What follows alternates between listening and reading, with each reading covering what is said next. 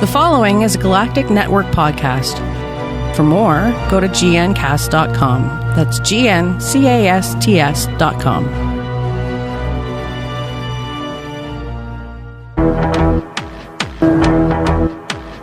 Hello and welcome to Who Knew and Review. This is the first one of 2018.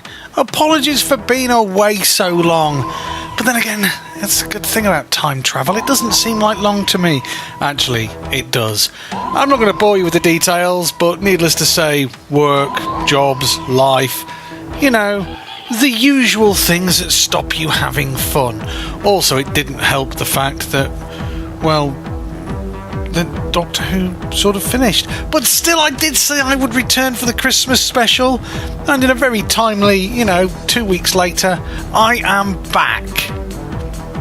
And I'm back to give you my review of Twice Upon a Time.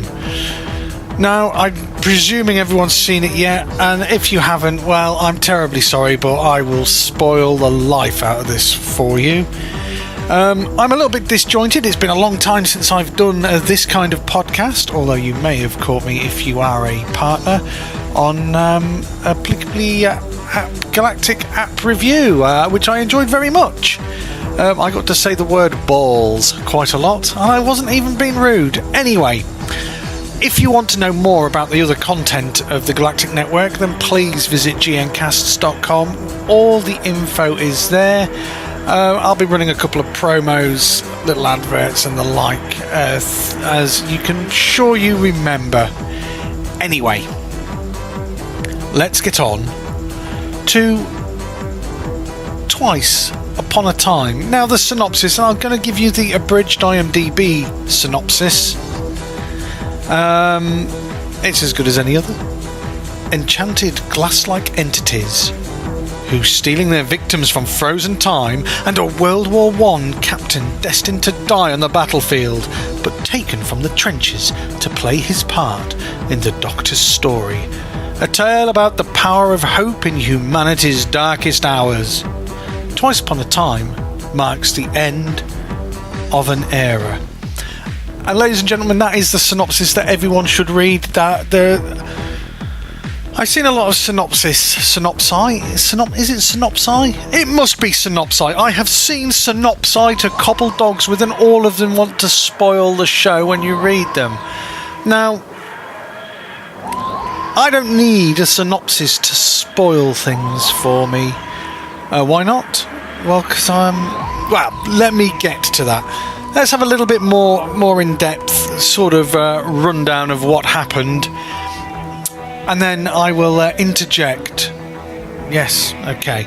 So I'm going to take this straight from, as I say, I'm so unprepared. I'm going to take this straight from Wikipedia. Yes, we'll see how we go.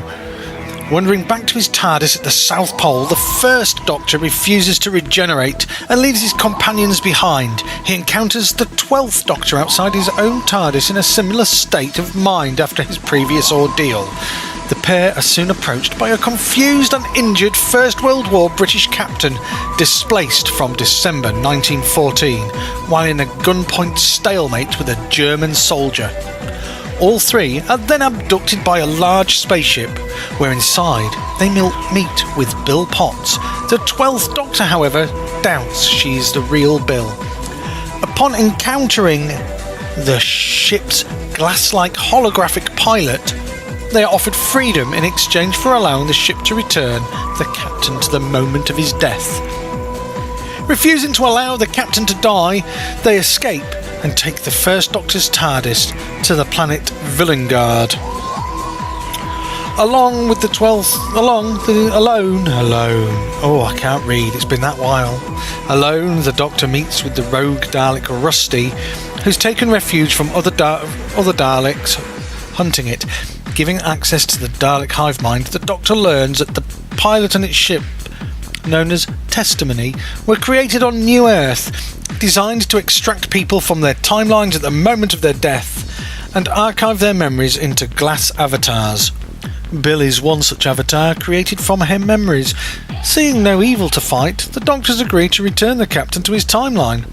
Upon doing so, the captain asks the doctors to keep an eye on his family, introducing himself as Archibald Hamish Lethbridge Stewart, a surname shared by the doctor's frequent ally and lifelong friend, the Brigadier. As time resumes, the doctors watch as soldiers on both sides begin singing Silent Night. The doctor explains to the first that he deliberately shifted the captain's timeline to the start of the Christmas truce to ensure his life would be spared. With the captain saved, the first doctor informs the 12th that he's prepared to regenerate and says his goodbyes before returning to his TARDIS.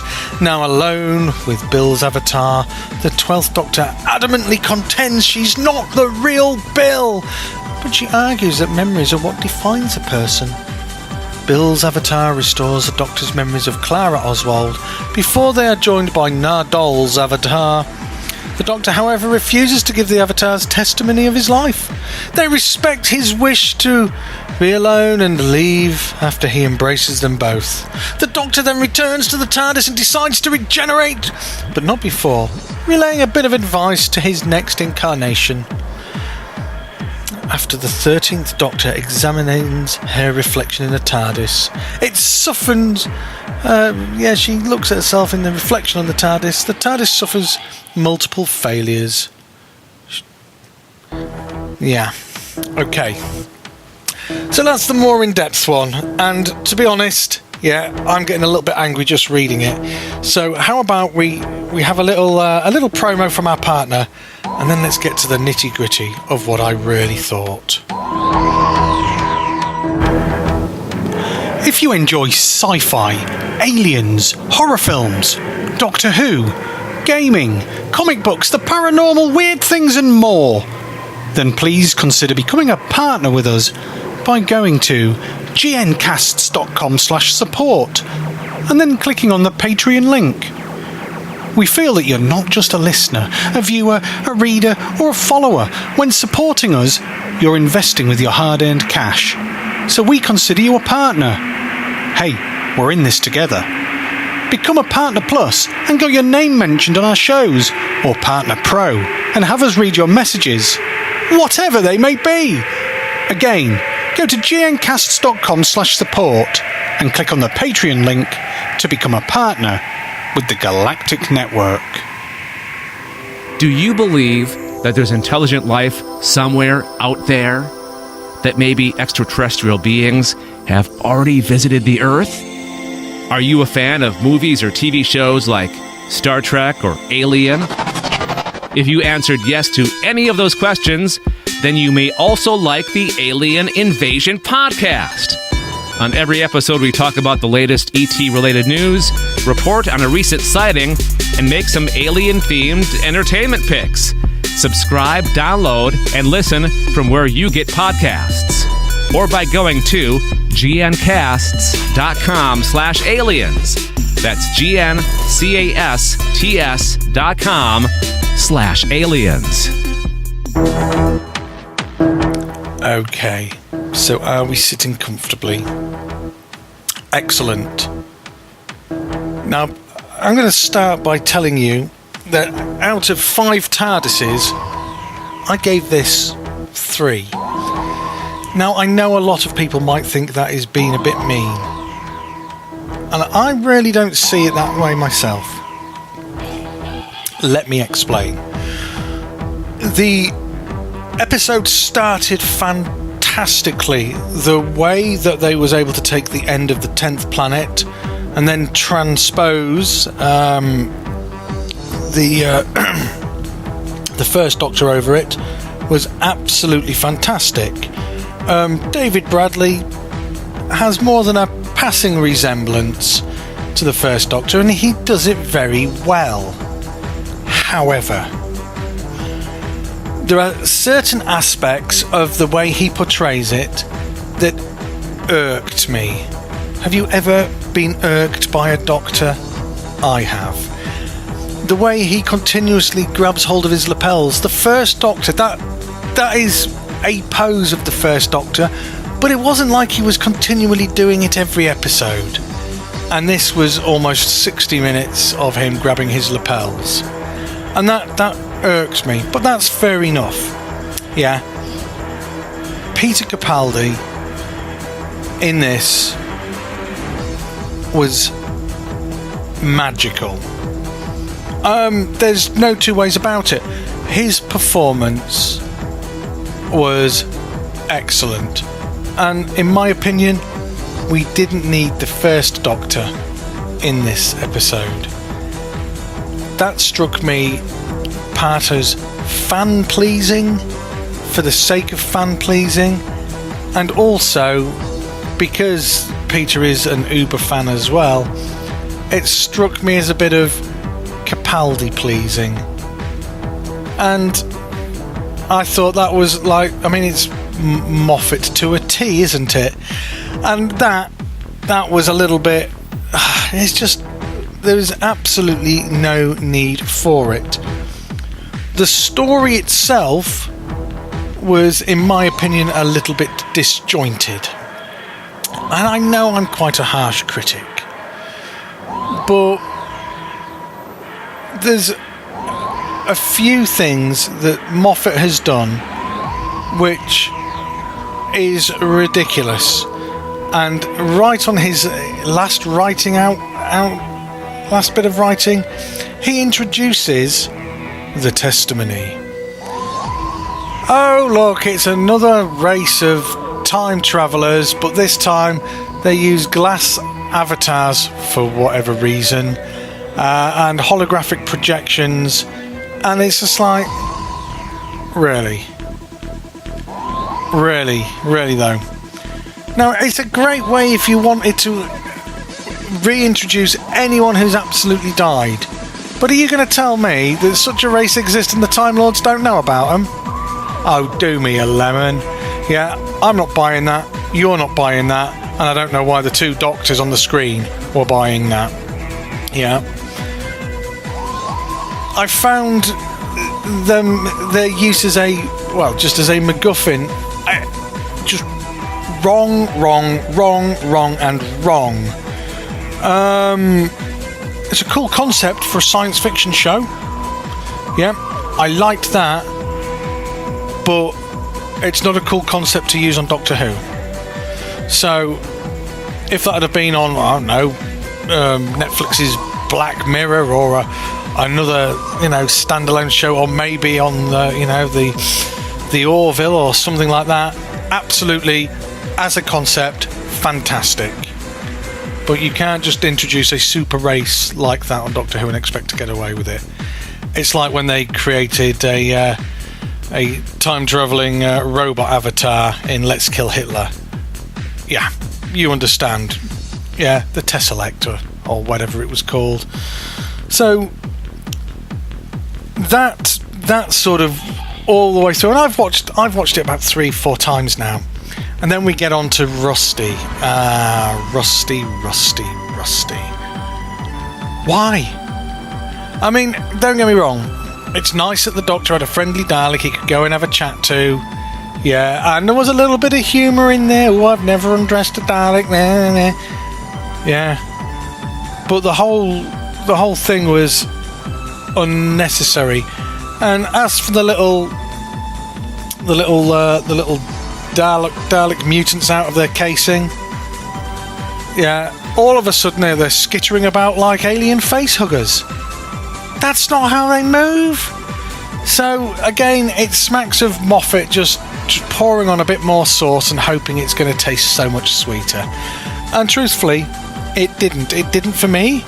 So, I mean, maybe it did for you. If it did, that's great. Tell me your views. Email me, tardis@gncast.com. Record me a voice message straight from our website. I think we can still do that using SpeakPipe. Record me an audio and email it to me, tardis@gncast.com. Complain to Dave at the network that I've got it wrong at gncasts.com. Yeah? But I get the feeling that a lot of people think the same thing. Having the Doctor shift the time bit So the soldier, and I'm only going to call him the soldier, was saved, was a nice touch, and that was a really genuinely nice, feel-good part of it. But then he goes and bloody ruins it by giving him the name Lethbridge Stewart. I mean, you've already turned him into a Cyberman, now you... leave it. I'm hopeful that Chris Chibnall is going to be a little bit more forgiving. I mean, let's hope so, eh? So just when you think that it can't get any worse, we have the Bill Glass doll, go blah blah blah. Then we have Doll turn up, and they give the Doctor Who doesn't do hugs. And just when you can't stomach it anymore, that girl turns up again. And it's just like, oh, blooming heck. Yeah. Why, Clara? Why? Yeah. I mean, of all the people, just... So, the first time I watched this, it made me so angry I almost missed the rather beautiful speech done by Capaldi in the TARDIS for his future self as he's about to regenerate. And it's a shame because you had idiotic Clara moments, and then a beautiful speech. It was definitely a show of two bits, but what a speech, eh? What a fantastic speech. And this is where I say Capaldi on his own, just delivering line after line like that, blew me away. Absolutely fantastic. And then we had the regeneration. And it's kind of bittersweet, yeah? I mean, it was absolutely fantastic to see Jodie, absolutely fantastic.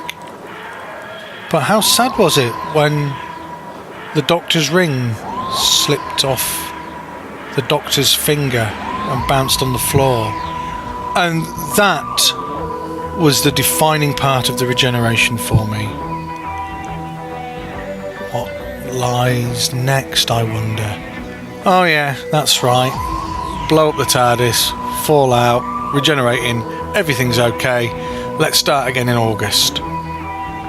Yeah, let's start again in August. New TARDIS, new Doctor. I'm really looking forward to that.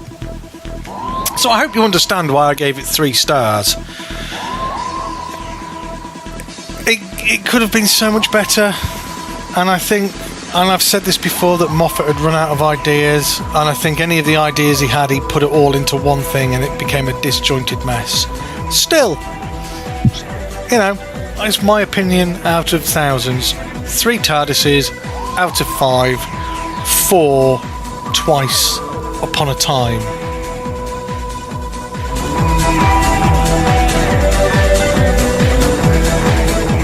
Many thanks for downloading this podcast from the Galactic Network. We have so much to offer.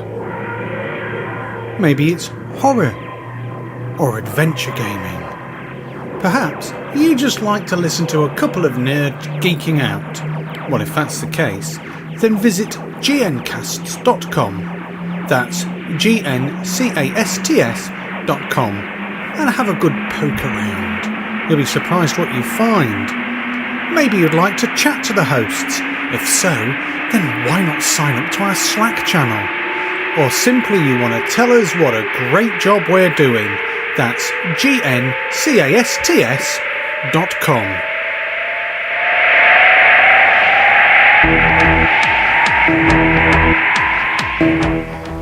So, that's it for me for this week. I will be back. I enjoy doing podcasts so much, and I enjoy talking to an empty room.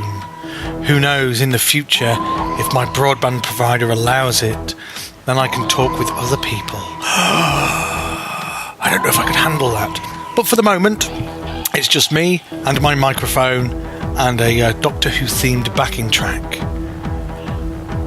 This podcast is going to become fortnightly. Fortnightly. That way it allows me to keep up with the good bits of news and deliver you better quality content rather than loads of content. As always, I will try and pop notes up in the show notes, and I will speak to you again in a couple of weeks' time whilst we count down to the start of 13. And I think what we'll do, as we already know who the companions are going to be, is we'll start looking at the companions. Not as the companions as who they are, but the actors that play them. They've got a couple of odd choices, haven't they? Anyway, that's it for me now. Goodbye. I'll speak to you in 2.